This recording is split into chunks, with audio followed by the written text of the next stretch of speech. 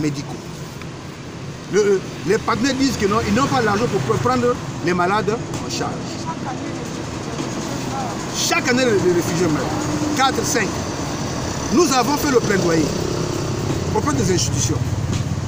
Mais l'enveloppe allouée, l'enveloppe financière, les fonds que le HCR donne aux réfugiés urbains, ça va où? Quand nous sommes partis vers le HCR nous a dit que non, vous êtes des réfugiés du Burkina Faso.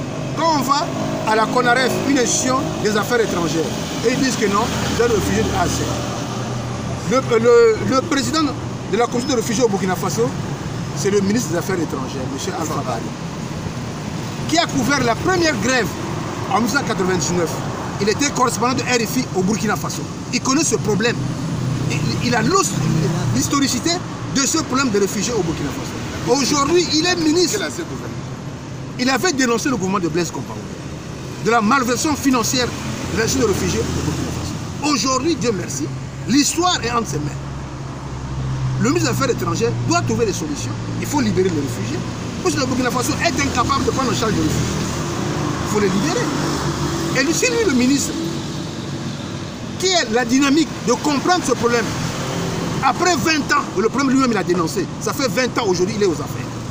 Après 20 ans, M. Alpha Bari devient ministre des Affaires étrangères. Mais c'est lui qui doit prendre des décisions, puisque non, il connaît les mécanismes de gestion de réfugiés. C'est lui qui doit dire que non, je connais ce dossier pendant des décennies, il faut libérer ce réfugié, d'aller dans les pays tiers à la restauration pour se prendre eux-mêmes en charge. Plus que le Burkina Faso ne peut pas accompagner le sur le plan financier, ni sur le plan de la protection. Ces deux aspects ne rentrent plus. Donc, nous pensons qu'aujourd'hui, là où nous sommes arrivés, il faut trouver des solutions durables. Nous avons demandé des solutions durables. Que le Burkina Faso n'a pas de fonds pour vous accompagner. Mais si vous n'avez pas de fonds pour nous accompagner, pourquoi vous nous gardez au Burkina Faso? Dans tous les pays, le Tchad, il a fait ressortir les réfugiés. Ils ne veulent pas avoir les réfugiés sur son territoire. Le Niger, le Bénin, la Tanzanie, même au Nigeria, l'État dit que non, nous avons des problèmes internes dans le domaine de l'emploi et des problèmes économiques. On ne peut pas garder encore ce lot des gens dans le pays. Il faut les libérer. Mais le Burkina Faso joue le rôle de voir que politiquement, je peux garder les réfugiés parce que ça fait des finances. On envoie de l'argent au Burkina Faso. Donc, les réfugiés sont devenus une marchandise économique pour les institutions burkinabées. C'est quelle institution principalement?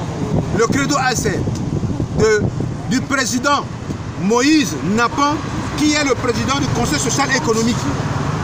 Celui qui a créé le Credo HCR. Un président du Conseil social et économique, soi-disant un pasteur, peut agir de la sorte où voir des gens dans la misère sociale et psychologique. Vraiment. Un président du Conseil social et économique, pasteur Napon, du Credo HCR. Il faut les réfugiés vivre dans cette vie. Mais c'est archi faux. Il y a le ministère de la décentralisation territoriale. Ce ministère doit comprendre que non, les réfugiés au Burkina Faso n'ont pas une sécurité physique ni sociale. C'est impossible. Nous n'avons pas de moyens pour les absorber et les assimiler à la population burkinabé. Cet aspect politique ne peut pas prendre place à l'heure d'aujourd'hui. Si l'État burkinabé dit qu'il va s'occuper des réfugiés, c'est archi faux. Il faut voir les aspects politiques, les aspects économiques. L'aspect financier des réfugiés n'existe pas. Alors, dans un état de droit, de la démocratie, où il y a des acteurs politiques, qui soi-disant le Burkina Faso est un pays intègre, c'est typiquement un langage erroné. Parce que voilà l'exemple qui est là, sur le plan social des réfugiés. Il y a une autre institution, qui est la CONAREF. Cette institution dépend des affaires étrangères. Mais cette institution, ceux qui sont là-bas, connaissent le dossier des réfugiés. Et il y a modification des dossiers des réfugiés. Pourquoi on modifie le dossier? Il y a ceux qui sont sur le plan politique. Tu dis à quelqu'un,